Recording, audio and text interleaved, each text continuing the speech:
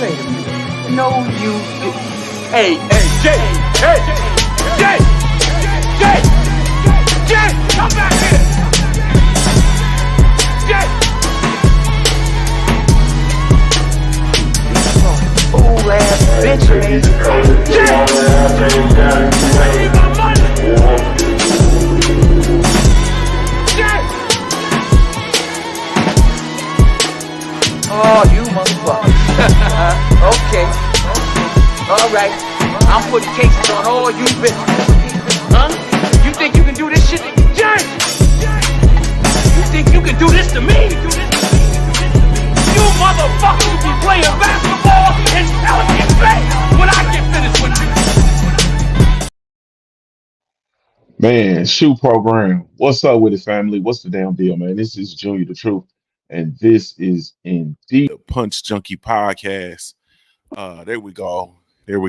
Salute to the family, man. Salute. This is the Punch Junkie Podcast, man, brought to you by yours truly, JuniorTheTruth, man. Shout out to the LDBC, Lions Den boxing community, man. Salute to the Punch Junkie, the entire Punch Junkie family. Really, truly, genuinely appreciate y'all, man. If I had a million tongues, I couldn't tell it all, man. Salute to y'all. Doing something a little bit different today, man. Trying to get things in order, man. Getting ready for this weekend, man. Getting ready for this weekend, the meet and greet. Salute to everybody that's in the building so far. Salute to my brother, main event Mark. What's good with you, homie? Salute to you. Salute to the Dirt Game boss in the building. What's up with you, family? Salute to my brother Trill Will, LDBC or nothing in the building. What's good with you, bro? Salute to you, man. Shout out to y'all, man, and shout out to the mighty LDBC, man. I'm excited, bro. Man, I am too excited, bro. Too excited. Dang, man, this picture, dang, I'm dark too, boy. Hey, man, say, man. What's up with y'all, man? This is a terrible camera angle, but I ain't finna move it. This is what it's about to be. This is exactly what it's about to be, man. Salute to y'all though, man. I'm indeed JuniorTheTruth. You can follow me everywhere via social media. I can be found with the handle JuniorTheTruth, JuniorTheTruth, and that's over all the social media platforms, each and every one. If you're really looking for me, you can catch me over on the Punch Junkie Network, man, www.punchjunkie.com. Follow the trail to get to the Punch Junkie Network, the last place in the world for real fans of the sweet science, man. So be sure to come over and check us out, man. My brother, Maine, what's up with it? Copper Origines in the building. What's good with you, bro? Salute. He said, I look like a noob sabat. I don't know what that means. Salute to y'all, man. I had to get in here real quick, man. I was running and I was moving around. Let me sit up. I probably should turn on my light. Let me see if I can cut some lights on in this motherfucker. See if some lights might help. Let's see if I can get this light. See if I can cut my light on. See if the lights cut on the lights in this mother.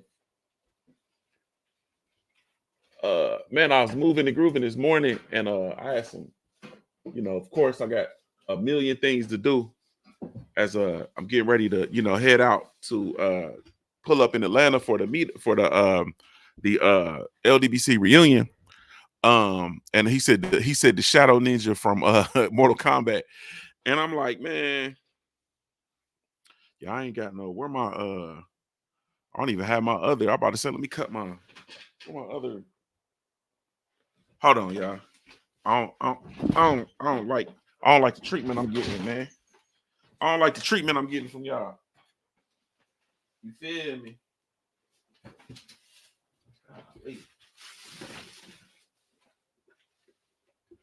I gotta clean my office up, man. Y'all don't be like me. I did all that damn work and the damn light ain't even in here. Let me see if we can lighten it up a little bit. But anyway, so I was moving and grooving, trying to get ready to travel. And I keep getting this news about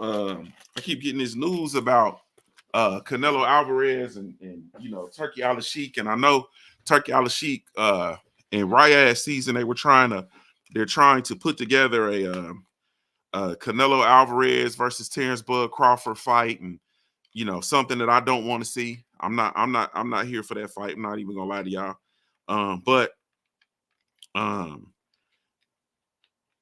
And there was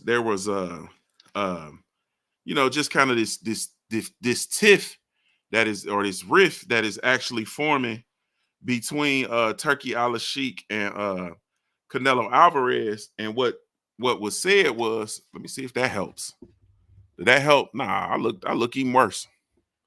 Y'all made me do all that. Y'all made me do all that, and I look even worse. At least you can see my eyeballs. You feel me? But you know what? Y'all know what? The hell with it. You feel me? So there's so they were, doing some negotiations going back and forth between Turki Al-Sheikh and the Riyadh season team and Canelo Alvarez's team, trying to get a trying to get a fight done or whatnot. And so Canelo Alvarez made a statement, you know what I mean, something along the lines, and this is hearsay, but he respects Turk Al-Sheikh, but he doesn't like the way that Turk Al-Sheikh does business. You feel me? He don't like the way he do business. And so Turk Al-Sheikh came with the response, man, via social media, of course. And y'all know how I feel about these reports and reporting this news and doing the whole, social media thing. Y'all know that really ain't my y'all know that really ain't my thing. But I'm gonna do it anyway for the sake of this. And Turki Al-Sheikh says, I heard what Canelo said, that he respects me, but doesn't like the way we do business. As for him respecting me, it doesn't matter to me if he does or not. As for the way I do business, I know why he doesn't like it, because I only target big fights at fair prices. So, of course, anyone who likes easy fights won't like that. And I know how he feels after losing to Bivol. So he's been looking for easier fights ever since. Also, I'm not the one who's afraid of fighting Benavidez and Crawford. this boy, the Sheik he nuts.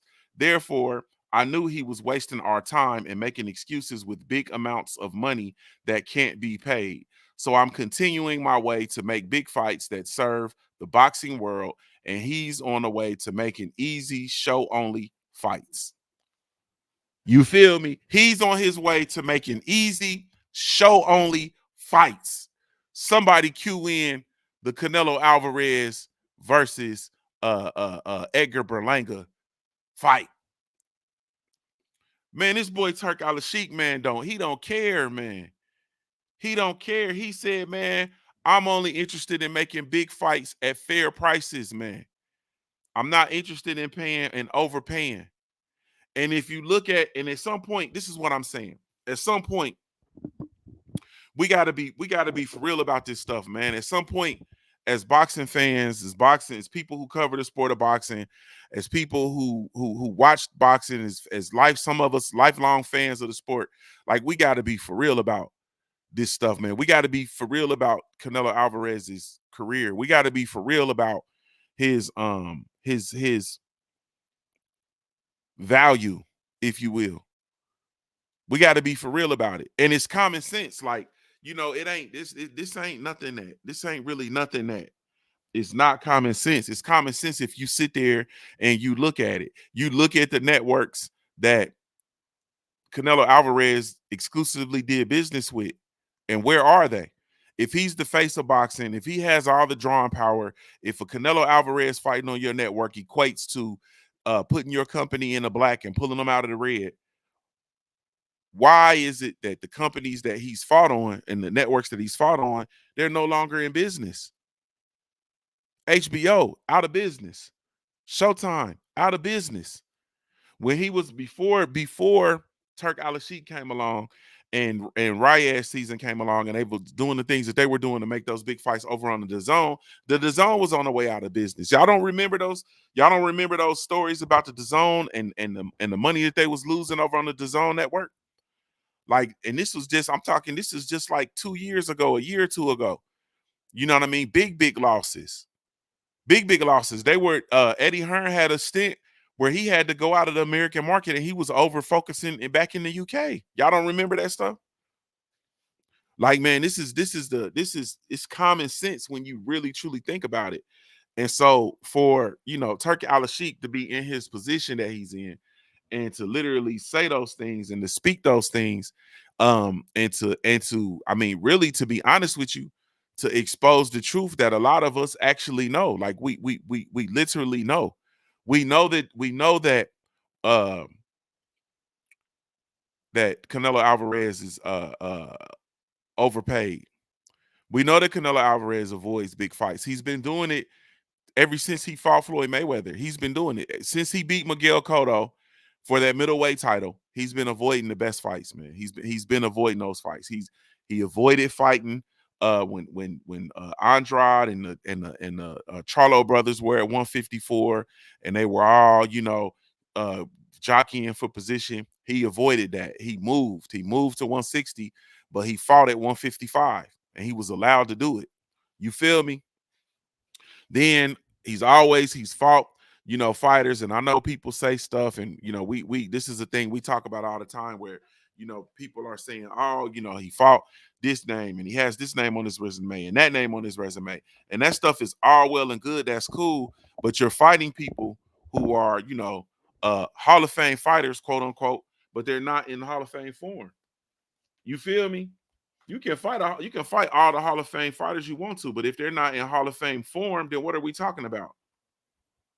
If they're not in, if you're fighting Hall of Fame fighters and they're not in their Hall of Fame form, then what are we really doing? Like, what are we really talking about? And these are real this is real. These are real conversations. These are real talking points for real fans of the sweet science. And this is the stuff that we've been saying. This is the stuff that we've been talking about. These are the things that we've been looking at. You know what I mean? When you sit back and look back and you analyze, when you analyze certain things within the sport, this is what you see. When you analyze a fighter's drawing power, or excuse me, their superstar status. When you analyze their quote unquote popularity, when you analyze them quote unquote being the face of the sport of boxing, like you look at all of these things, when you analyze when you analyze their career and they've done this work and they've done that work, and it's like, okay, well, what work have they really done? What work have they really done? Like what's really gone on with regard to them and their career and who they fought, and how does it really and I'm messing up. How does it really shake up? How does it really shape up? Yeah, these are real questions. And so then you have someone like, Turk Al-Sheikh, salute to him, coming up saying, hey, man, I know why the dude don't like the way I do business, because you're going to have to fight somebody. You're going to have to fight somebody, and you're going to have to fight somebody at a fair price. You feel me? You're going to have to fight David Benavidez to get this coin. You're going to have to fight Terrence Bud Crawford to get this coin. Like, you're literally going to have to fight. You're not going to show up. Nobody's going to bow down to you. Nobody's going to meet your demands and give you everything that you want. Unlike these other entities who, if you notice, are not doing well. They're not doing well. You feel me? PBC, Canelo Alvarez goes over to PBC and get everything he want. When the last time we had a PBC card? You got this fight that they actually have going on, this Canelo Alvarez fight that's going on is basically, when you look at it, it's basically a PBC. It's basically the PBC. You got Danny Garcia over there, Erislandy Lara, Edgar Berlanga. Well, Berlanga, I believe, is with the zone now. You got Canelo over there. Like, PBC fighters are basically out here having to get it how they live. So you see how that business model has worked for PBC. Like, man, it's a cold game. But at the end of the day, man, I think that this is very interesting. Like, this exchange between Turk Al-Sheikh and Canelo Alvarez is very, very interesting. Very interesting.